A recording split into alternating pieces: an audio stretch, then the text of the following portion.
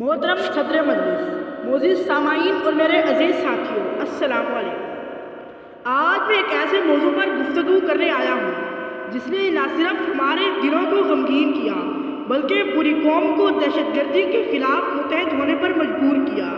یہ دن 16 دسمبر 2014 کا دن تھا جب انسانیت کی تاریخ کا ایک المناک باب رقم ہوا۔ پشاور کی سرزمین پر آرمی پبلک اسکول میں معصوم بچوں اور اساتذہ کو بربریت کا نشانہ بنایا گیا۔ وہ ننھے بچے جو علم کی روشنی میں اپنی منزل تلاش کر رہے تھے، ان کے قلم اور کتابوں کو دہشت گردوں نے خون میں رنگ دیا۔ یہ کون لوگ تھے جنہوں نے مسکرانے والوں کو رلایا؟ جو غلاط چہرے تھے ان کو لہو سے نہلایا۔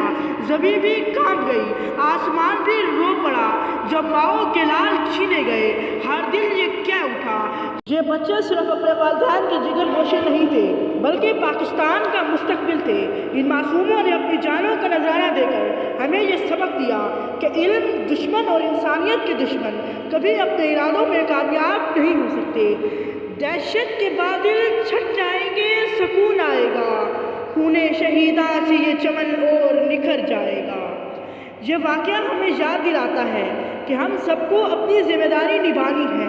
ہمیں اپنے ملک کو امن کا گہوارہ بنانا ہے اور اپنے شہیدوں کی قربانیوں کو ہمیشہ یاد رکھنا ہے۔ ہمیں دہشت گردی کے خلاف اپنی جدوجہد کو جاری رکھنا ہوگا اور اپنی آنے والی نسلوں کے لیے ایک محفوظ پاکستان بنانا ہوگا۔ آخر میں یہ کہنا چاہوں گا کہ سانحہ APS صرف ایک حادثہ نہیں تھا، یہ ایک ایسا واقعہ ہے جو ہمیں اپنی کمزوریوں پر قابو پانے اور اپنی طاقتوں کو بڑھانے کی تحریک دیتا ہے۔ ان ننھے شہیدوں کی قربانی ہمیشہ ہمارے دلوں میں زندہ رہے گی اور ہمیں اپنے مقصد کے حصول کے لیے حوصلہ دیتی رہے گی۔ اے خدا، ہمیں حوصلہ دے کہ ہم اپنی سرزمین کو امن کا گہوارہ بنا سکیں اور شہید بچوں کی خون کی لاج رکھ سکیں۔ یہ لہو جو بہا، یہ چراغ جلا، یہ وطن کے لیے ہے پیام وفا۔ یقین، اتحاد، قربانی کا درس ہے ہماری کامیابی کا واحد ذریعہ، یہی درس۔